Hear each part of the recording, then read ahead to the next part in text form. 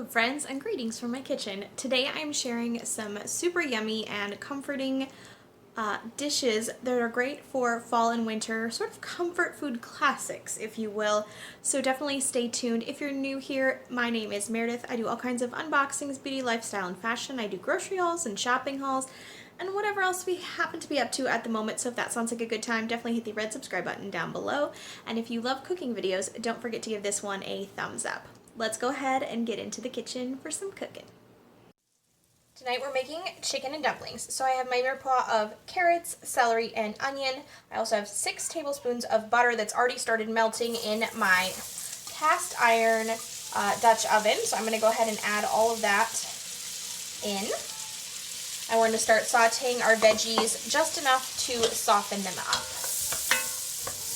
So we're going to go ahead and let those soften, and I am going to get to work shredding some chicken that is in my crock pot that has been cooking away all day because this recipe calls for pre-shredded cooked chicken.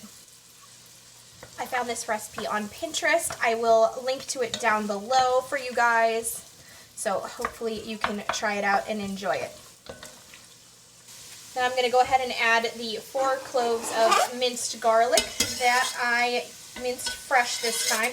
Sometimes I use the jar from Costco and sometimes I mince the real stuff. We're going to go ahead and add 3 tablespoons of flour now that the garlic has had a chance to start cooking in there. We're just going to stir this so that the flour and butter can form a roux, which is going to help thicken up our chicken and dumplings, hopefully very beautifully. It smells amazing, the garlic and the onions. Oh, so good. So we're going to let this cook for about 1 minute. We just want to cook that raw flour flavor out. And then we're going to add in 1 box of chicken stock, that's 32 ounces, and 1 can of evaporated milk. Probably hear my daughter and daddy talking in the living room. We've been outside in the yard raking leaves today. It's gotten to be quite cold. It's right around the freezing mark, about 32 degrees, woohoo, yay Fahrenheit. And so we just got in and the kids have had their baths, and now it's definitely time for something nice and warm and comforting, I think. Alright, we're going to go ahead and add in the evaporated milk.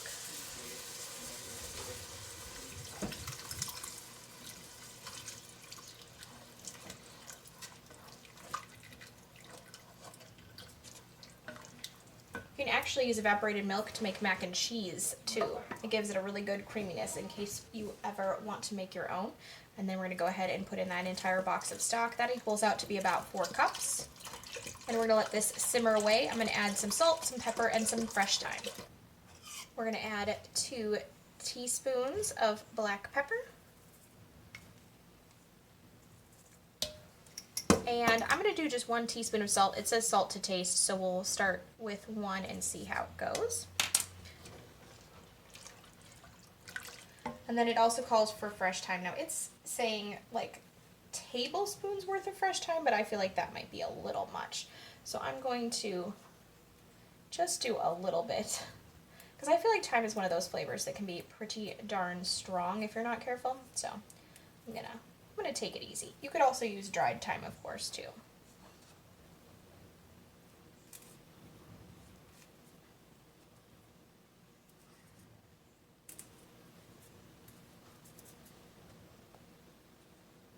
It is now bubbling away, so we're going to add in our cooked chicken.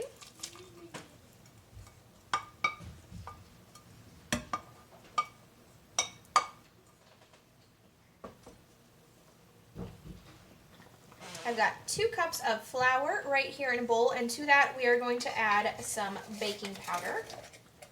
It says 1 tablespoon plus 1 teaspoon, which I think I've got just enough for that, so that's perfect. And then it also says to add 1 teaspoon of black pepper and 1 teaspoon of salt. And we're going to give this a quick little whisk before we add our wet ingredients in. So I have 4 tablespoons of melted butter, and it calls for whole milk, however I don't have any, so we're using 3/4 of a cup of 2% milk instead. Alright, so the recipe calls for us to make a well in the center of our flour mixture, and then go ahead and pour in the milk and the butter. And we're going to go ahead and mix this all together until we get a lovely dough going for our dumplings. I did also add a little bit of thyme into this mixture as well, which the recipe does call for. I'm sure you could omit that if you wanted. Just going to bring this together. It does say that if the dough is a little dry, you can add a little more milk, so that's exactly what I'm going to do because it's not quite coming together for me.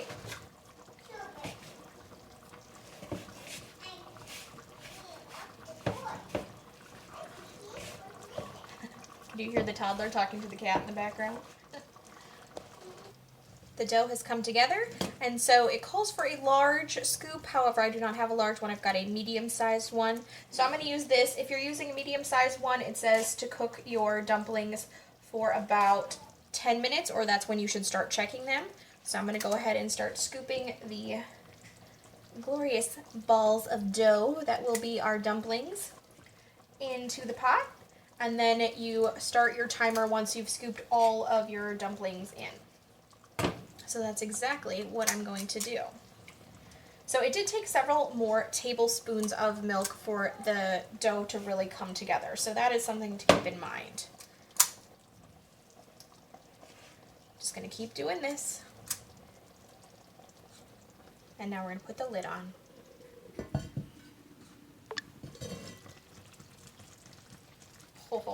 Doesn't that look good? Alright, so the recipe does tell us to pull one out, cut it in half, and make sure that it's cooked through. So that is exactly what we are going to do. Oh my goodness, that looks so good, you guys. They are looking cooked all the way through to me, so it is definitely time for dinner.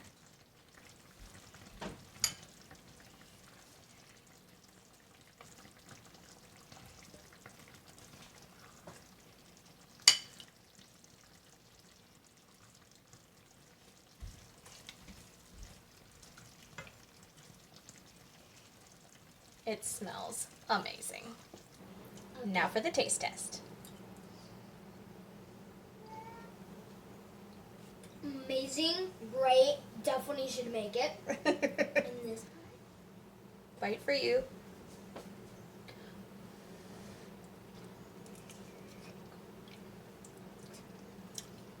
Definitely should make this. It has really good flavor. 15,000 million trillion stars. Okay. I wouldn't use as much pepper as the recipe calls for, but it is darn good. Tonight's dinner, we are doing a baked sour cream Parmesan chicken. This is a new recipe that I found, and so I'm going to just quickly share how I'm whipping this together. I've got parent-teacher conferences in like 15 minutes, so we're going to get this going.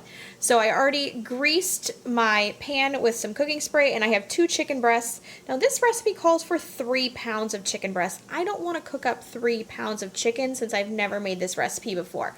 So we're going to do 1 cup of Daisy sour cream. You can use whatever brand you want. No, it's not sponsored by Daisy. That's just what I happened to purchased the last time I went to the store. This calls for ½ a teaspoon of black pepper, 2 teaspoons of garlic powder.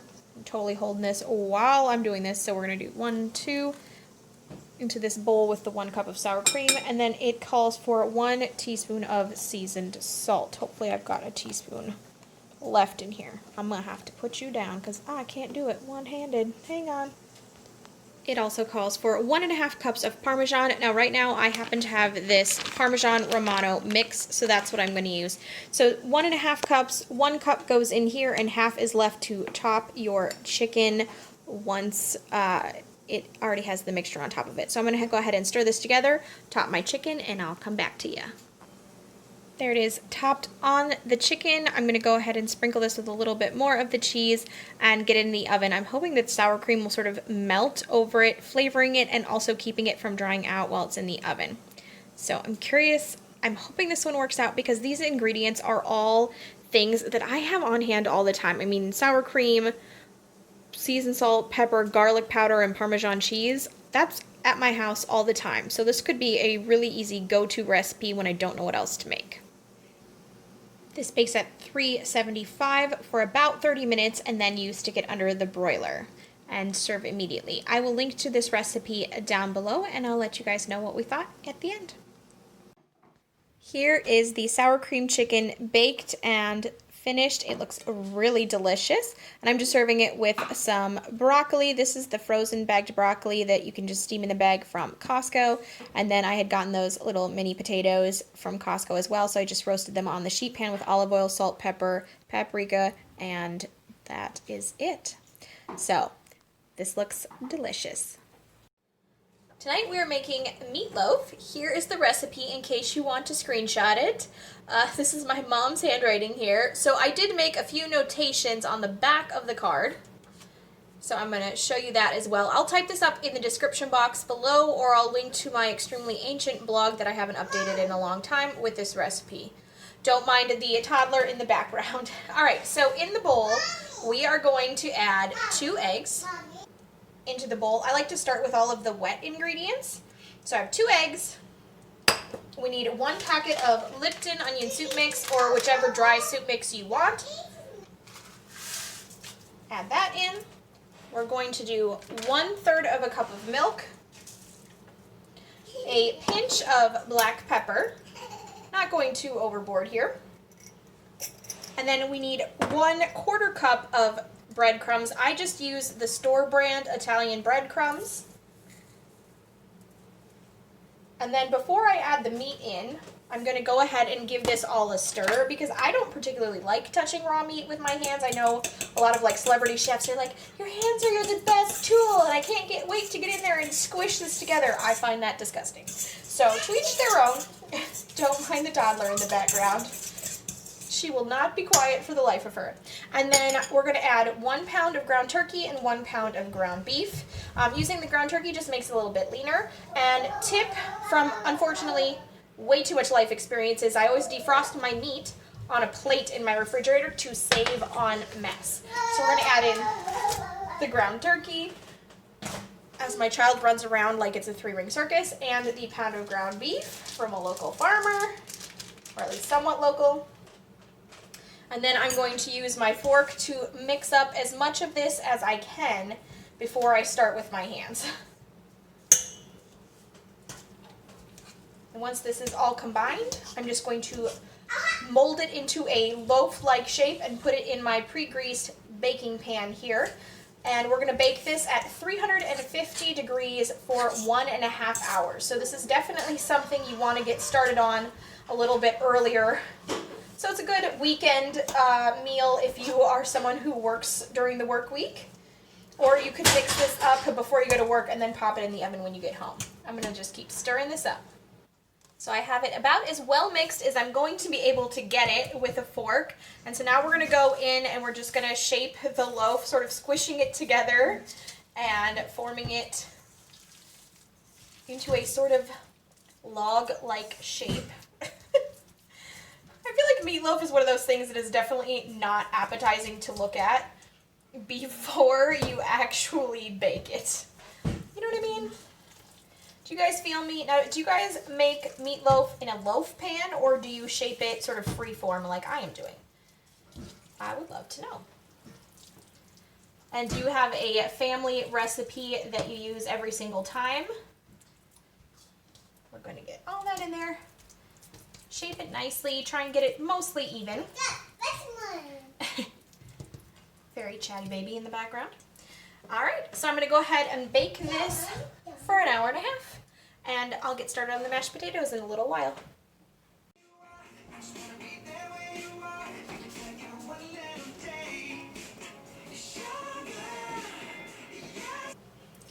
We are going to make carrots étouffées et beurre, carrots braised in butter, aka. This is from Mastering the Art of French Cooking by Julia Child, Louise Berthold, and Simone Beck. So I have tried this before and it's actually really good. If you are someone who does not like cooked carrots, I think you should try this recipe. You might be really surprised. So the first thing that we are going to do is we're going to take 1.5 pounds of carrots that I have washed, peeled, and sliced diagonally on the thick side because I don't want them to get too mushy. We're going to put those in a large saucepan here. Let me tilt you guys down. You're a little farther up than I thought. And we're going to add 1.5 cups of water. To this, we are going to add 1.5 tablespoons of butter, a pinch of pepper, 1 tablespoon of granulated sugar. This is supposed to help develop the flavors in the carrots. A 1/2 teaspoon of salt. We're going to give these a quick stir so that the sugar is in the water. We're going to bring these to a boil and put a lid on it, and they're going to cook for about 30 minutes. So I'm just going to let those come to a boil, and we'll check back in a minute. Alright, so I have a whole pan or pot of potatoes here. One little trick to mashed potatoes is that I don't dice them. I simply slice them up instead of bothering to dice the potatoes. As long as you cut them in somewhat even thickness, you don't have to cube them up. So it saves a lot of time in the kitchen. So once I have all my potatoes sliced, I'm just going to go ahead and cover them with cold water. You always want to start with cold water and then bring the water and the potatoes up to temperature together at the same time. This way they will cook more evenly. And don't forget to salt your water. A little bit generously because potatoes don't have a whole lot of flavor on their own. And now I'm just going to bring these to a boil and cook them until I can stick a fork in them. My potatoes are boiling away and they're just about done, just a little shy of fork tender. The carrots are looking really good. We're just letting those sit. I've turned the heat off so they're just sitting in there to stay warm. And now I'm going to get started on the gravy. I don't always serve my meatloaf with gravy, but if I'm going to make mashed potatoes on the side, it's always kind of nice to have gravy, but something I don't do very often. Alright, so I've got 4 tablespoons of butter here. We're going to go ahead and melt that in a skillet. I've got 4 tablespoons of flour. Anytime I'm making gravy, I like to do equal parts flour and butter. And then we're going to add a little bit of black pepper. And then this looked like just about enough, so I ended up getting this organic beef bone broth. I just needed beef broth, and I didn't want a whole big, like 32-ounce container of it. So I think this will be just about perfect for what I need. So I'm going to go ahead and open this up while the butter melts. My butter is melted and ready to go. So I've got a silicone, I believe it is, coated whisk here. And I'm just going to go ahead and shake my 4 tablespoons of flour into the butter. And I'm going to give it about a little bit less than a 1/4 teaspoon of black pepper. And we're going to whisk this and cook out the raw flour flavor. And then I'm going to add my beef broth. And I'm just going to cook it until it thickens to my desired consistency. Now, here's a question for you. Are you someone who likes their gravy to be on the thinner side or the thicker side? This has much debate in the singer stuff.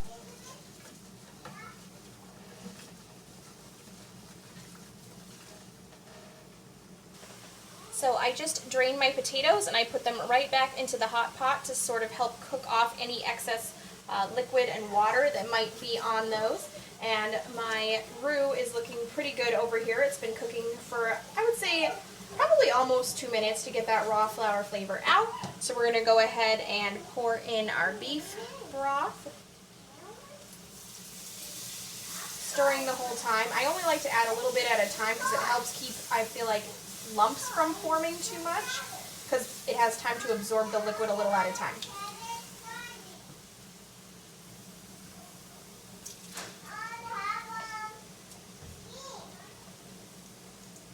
Go ask Liam for help. Go ask Liam for help. Nicely, please.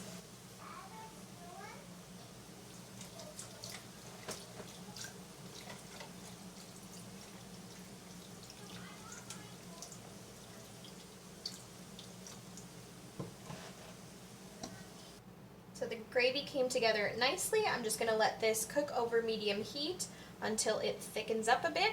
And while that's going, we're going to go ahead and work on our mashed potatoes. I just turned the heat back on my potatoes to medium. We're going to add in 1 stick of butter and definitely a few shakes of garlic salt to give it a little bit of flavor. A little bit of black pepper. And I'm going to go ahead and mash. If I feel like they need a little bit of creaminess, I always use whatever I happen to have on hand. If I have half and half, I'll use that. If I only have milk, I'll use that. Sour cream, I've used cream cheese. Whatever you've got, it's dairy, it's delicious. Just makes for creamier potatoes. So I'm just going to go ahead and keep mashing, and then at the end I will do a quick taste test to make sure I don't need any more salt, pepper, or anything else. What do you guys put in your mashed potatoes? Do you have a specific recipe that you always follow, or do you kind of wing it like I do? Do you whip your potatoes or do you mash your potatoes? All these burning questions. I did just add a small dollop of sour cream because I thought it needed just a little bit of a creamier consistency. But don't really need to add too much because, again, we're going to top this with gravy. So I'm just stirring that in. My gravy needs a little bit more flavor, so I'm going to add just 1 small scoop of Better Than Bouillon, and that is my timer. And here is my meatloaf all done. Mashed potatoes, carrots, and gravy. I also did some crescent rolls while you weren't watching, but I figured you guys all know how to roll up a crescent roll, so I didn't need to show you that. Here is what dinner looks like all served up. So meatloaf, mashed potatoes and gravy, cooked carrots, and a dinner roll. Looks delicious to me. And now I have a taste tester who's going to give it a shot. And now for the official taste test, ladies and gentlemen. Meat, amazing. Got fish eating it. I cut you some pieces of carrot, you know, so you don't have to put a whole big one in there.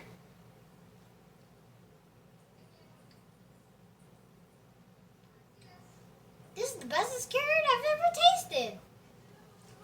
I think the kid has a chance on the stage.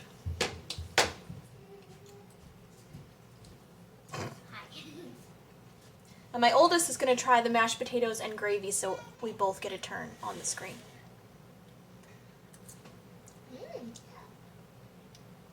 It's pretty good. Yeah? All right. I like it. Good. I'm glad to hear it.